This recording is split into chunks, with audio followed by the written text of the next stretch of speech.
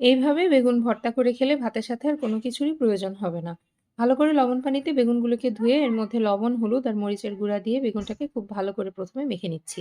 এরপর একটি ফ্রাই প্যানে কিছুটা তেল গরম করে নিয়ে বেগুনগুলো ঢাকনা দিয়ে এপিট-ওপিট করে বেশ ভালোভাবে কিছুটা ফ্রাই করে নিতে হবে।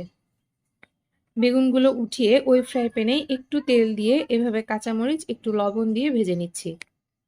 আস্ত শুকনা মরিচ না থাকার কারণে আমি এখানে চিলি ফ্লেক্স অ্যাড করে দিলাম। ওগুলো ভেজে নেওয়া হলে বেগুনগুলো একটু ঠান্ডা হলে আমি বেগুনগুলোর খোসা ছাড়িয়ে কাঁটা চামচের সাহায্যে ম্যাশ করে নিচ্ছি। এটা আপনারা হাত দিয়েও খুব ভালোভাবে করতে পারেন। এরপর ২ রকমের মরিচ একটু ভালোভাবে চটকে নিচ্ছি।